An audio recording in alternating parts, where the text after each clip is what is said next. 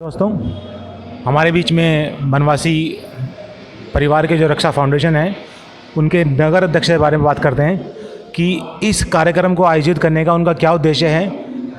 आइए मिलते हैं। सबसे पहले आपको बहुत बहुत धन्यवाद, आपने इस कार्यक्रम को आयोजित किया।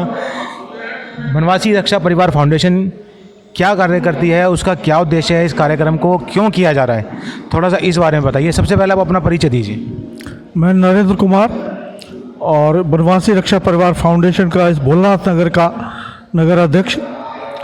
और बनवासी रक्षा परिवार फाउंडेशन की जो स्थापना हुई वो बनवासी क्षेत्र में जो आदिवासी समाज रहता है, वो इस तरह का समाज है कि उनको यही नहीं पता कि हम हिंदू तो हैं, ये तो पता है उनको, लेकिन उनको इस तरह बरगलाया जाता है कि जो ईसाई समाज है वहाँ उनको ईसा मसीह का चित्र उनको देकर कहता कि यही राम है, यही कृष्ण है, और उनसे उनकी पूजा करवाता। तो उस हिसाब से इतनी शिक्षा है वहाँ पर। तो उस क्षेत्र में बनवासी रक्षा परिवार फाउंडेशन 5 विषयों पर वहाँ कार्य कर रहा है। पहला स्वास्थ्य, शिक्षा, संस्कार, स्वावलंबन और ग्राम विकास। तो इस कार्य के उद्देश्य के लिए वहीं के एक कार्यकर्ता को चुना जाता है, उसे पूरा 8 महीने का प्रशिक्षण दिया जाता है, और प्रशिक्षण देने के बाद वो उसी गांव में काम करता है जिसको कुछ मानधन उसको संस्था की ओर से दिया जाता है। तो वो इन 5 बिंदुओं पर वो कार्य करता है। पहला शिक्षा, तो वहाँ के बच्चों की, बुजुर्गों की, सभी की शिक्षा की व्यवस्था वो करते हैं। स्वास्थ्य में वहाँ का जो चिकित्सा वैन वहाँ लगाई जाती है और वो उनकी चिकित्सा का कार्य देखती है। संस्कार, वहाँ पर राम कथा, भागवत कथा और इस जो कीर्तन मंडली, उस तरह का आयोजन वहाँ से चलता है। ग्राम विकास में ग्राम की सफाई और जगह जगह जो पानी का किस तरह से उसको ज़मीन के अंदर छान कर और फिर वो जो वाटर प्यूरीफायर की तरह उसको छान कर और तब उसको ज़मीन के अंदर डाला जाता ताकि वो पानी गंदा पानी ज़मीन के अंदर ना जाए। और इसके अलावा स्वावलंबन, वहाँ की गो आधारित खेती पर उनको करना सिखाया जाता है। वहीं की जो बीज और खाद, इसी के नाम पर उनको ग्रामीणों को लूटा जाता है और उनको बीज भी वहीं अपनी खेती में से बचा कर रखे, किस तरह से बीज बनाना है और किस तरह से वो खाद गो के गोबर से वो खाद बनानी है। तो उसका सबका प्रशिक्षण वही कार्यकर्ता उनको देता है। और इन सब की व्यवस्था अपनी संस्था करती है। और उसके लिए नगरीय समाज जो है वो भगवान राम रूप है और वहाँ का जो वनवासी समाज है वो हनुमान रूप है। इस तरह से नगरीय समाज उनकी आर्थिक व्यवस्था करता है इस सबकी। और उस आर्थिक जो रूप है उसकी व्यवस्था के लिए हम इस तरह के कार्यक्रम आयोजित करते हैं। आज चिन्मयानंद मिशन में केंद्रीय कार्यक्रम है और प्रत्येक नगर में, दिल्ली में लगभग 100 कार्यक्रम इस तरह के 100 की संख्या के हो रहे हैं। और हम यहाँ आह्वान कर रहे हैं सभी को कि एक गांव की जो दान राशि है वो 5,000 रुपये है।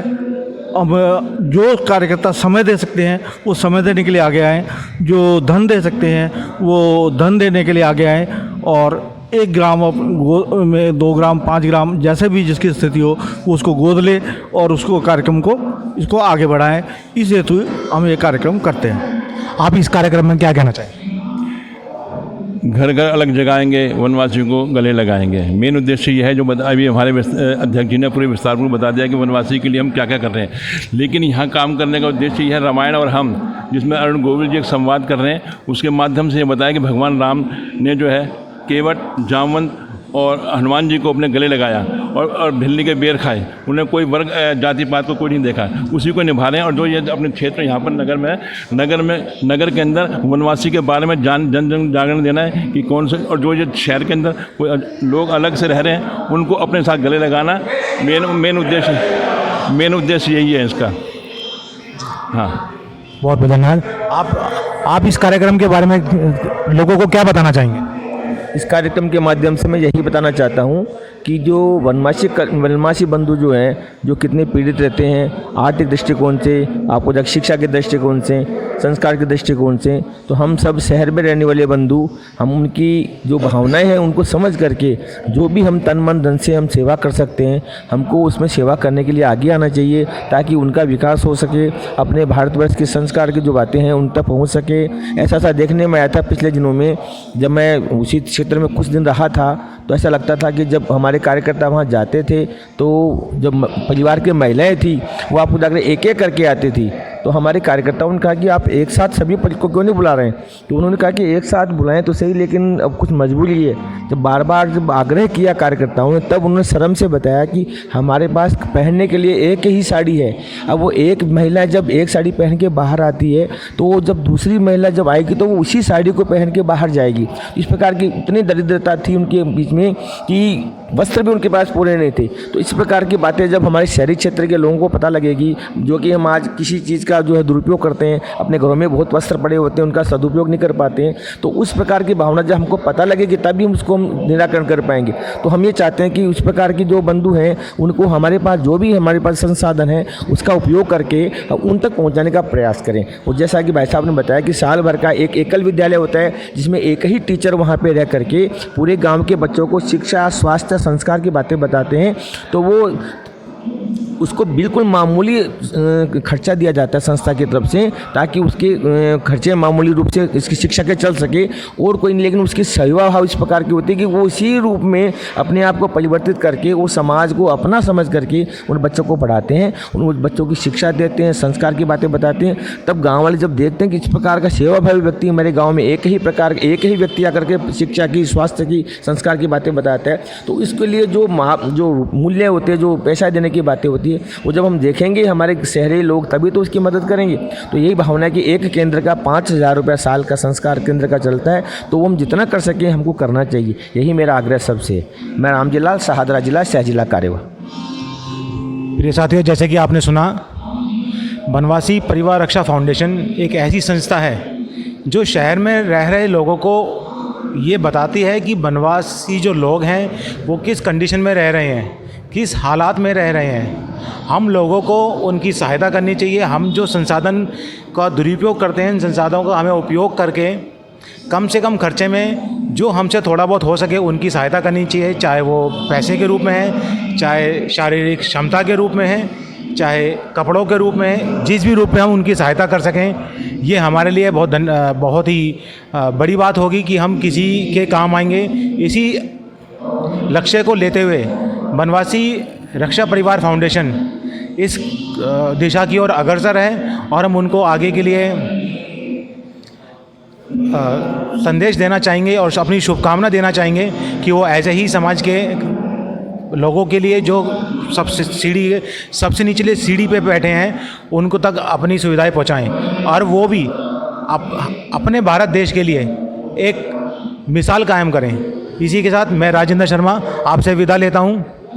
आपको अगर ये चैनल पसंद आता है तो इसको लाइक करें, सब्सक्राइब करें और आगे अपने मित्रों को भेजें, जिससे कि समाज में हो रहे कार्य को आगे जन जन तक पहुंचाया जाए, अपनी गरीब आदमी की आवाज़ को उठाया जाए और जो भी परेशान है उसकी समस्या उस अधिकारी या समाज में जो लोग अच्छा कार्य कर रहे हैं उन तक पहुंचा करके हम एक ब्रिज का काम कर सकें। और आपके द्वारा अगर किसी गरीब की सहायता हो जाती है तो इससे बढ़िया हमारे लिए पुण्य की कोई बात नहीं है। इसी के साथ मैं राजेंद्र शर्मा आपसे विदा लेता हूँ। धन्यवाद।